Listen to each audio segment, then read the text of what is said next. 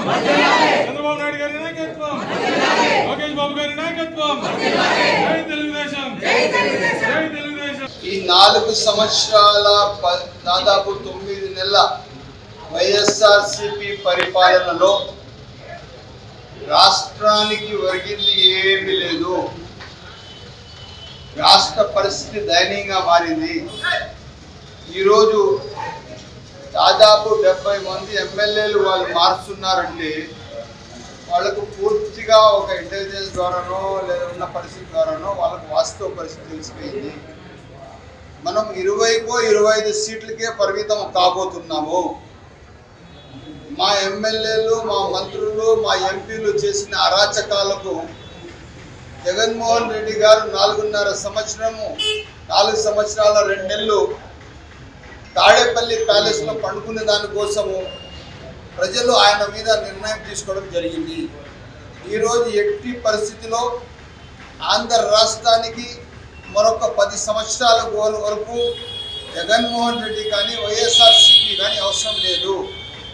ఇప్పుడు ఎవరైతే ఎమ్మెల్యేలు ఉన్నారో, మంత్రులు ఉన్నారో దాదాపు 40 మంది ఏ క్షణమైనా తెలుగుదేశం పార్టీలో పెద్దలు నారా చంద్రబాబు నాయుడు గారి నాయకత్వాన్ని బలపరుస్తూ చేరడానికి సిద్ధంగా ఉన్నారు. ఈరోజు ఈ పార్టీకి దశ లేదు. ఈరోజు ఎవరైతే సెకండ్ క్యాడర్ లీడర్లు జెడ్పీటీసీకి 1.5 కోటి రూపాయలు, సర్పంచ్కి 50 నుంచి 70 లక్షల రూపాయలు, ఎంపీటీసీకి 15 నుంచి 20 లక్షల రూపాయలు, అదేవిధంగా వార్డ్ కౌన్సిలర్కి దాదాపు 40 నుంచి 50 లక్షలు ఇన్ని ఖర్చు పెట్టుకొని వాళ్ళు గెలిచిన తర్వాత కూడా వాళ్ళకు ఒరిగింది ఏమీ లేదు. మొత్తం శూన్యము. వాళ్ళ పరిస్థితి చాలా దయనీయంగా మారింది.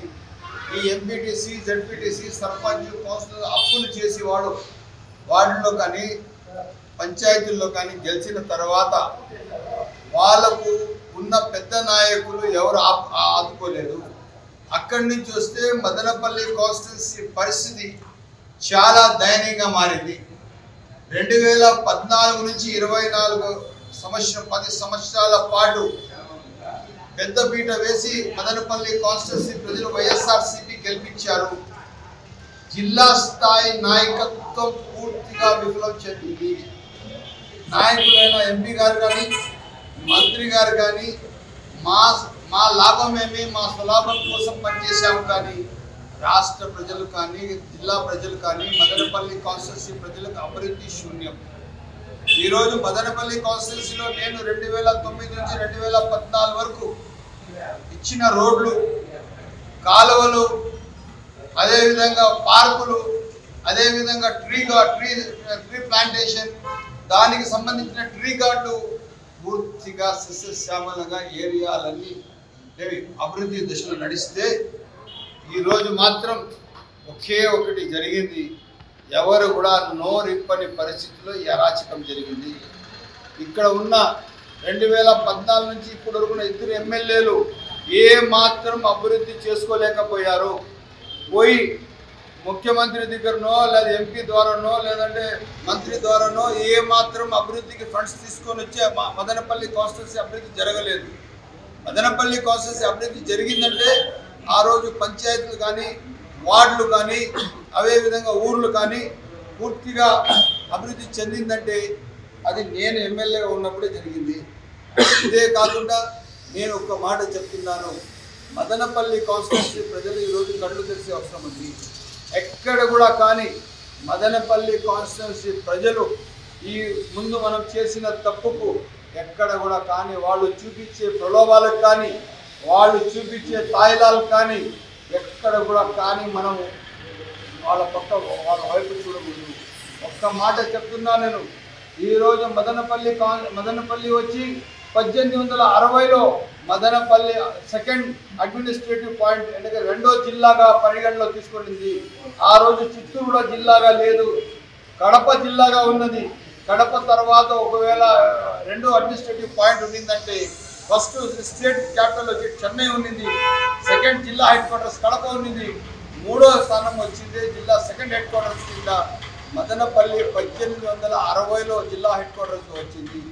ఈరోజు జిల్లాలు ప్రకటించినప్పుడు పూర్తిగా ఈ వైఎస్ఆర్సీపీ నాయకులు, ఎమ్మెల్యేలు, అదేవిధంగా ఈ 7 ఎమ్మెల్యేలు, అదేవిధంగా స్థానిక ఎంపీ మంత్రి వల్లే మదనపల్లికి జిల్లా రాకుండా పోయింది. ఎక్కడైనా ఇప్పుడు ఒక మాట చెప్పాలంటే బెంగళూరు చెన్నై మధ్యలో ఐటీ కారిడార్ మదనపల్లికి చాలా అవసరం ఉండింది. ఎక్కడ కూడా కానీ పిల్లల భవిష్యత్తు, పిల్లల ఉద్యోగాల కోసం ఈ వైఎస్ఆర్సీపీ నాయకులు, ఎమ్మెల్యేలు, ఎంపీ, మంత్రులు కానీ ఎక్కడ కూడా కానీ వాళ్ళ బాధ్యత తీసుకోలేదు.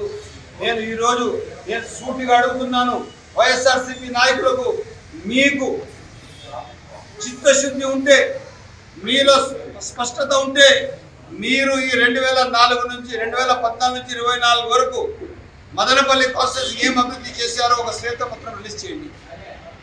లేదంటే మేము ఇస్తాం, ఎన్ని అరాచకాలు చేశారు, ఎంతమందికి అరెస్ట్ చేశారు, ఎంతమందికి లోపలేశారు, ఎన్ని కేసులు కట్టించారు, ఎవరో పిల్లల మీద కేసులు కడతా ఉంటే సంబంధిత ఎంపీ గారికి, మంత్రి గారికి ఫోన్లు చేస్తే అయ్యో మాకేం తెలియదు, మేము బయట ఉన్నామని చెప్పి ఫోన్లు ఆఫ్ చేసేసిన దిశలు కూడా ఉన్నాయని చెప్పి తెలియజేస్తున్నాను.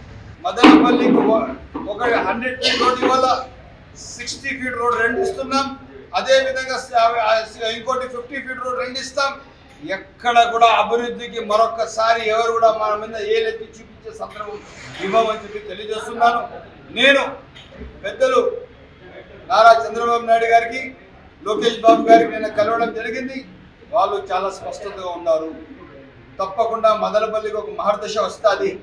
నేను ఈరోజు ప్రెస్ మీట్ ద్వారా మదనపల్లి కాన్స్టిట్యూన్సీ ప్రజలకు చెప్తున్నాను, మీరు ఎవరైనా చెప్పే మాటలకు, ప్రలోభాలకు మీరు ఎక్కడ కూడా కానీ మీరు ప్రలోభాలై దానికి ఏమైనా తప్పు చేసుకుంటే ఈ 10 సంవత్సరాలు పడిన కష్టాలే పడతాము.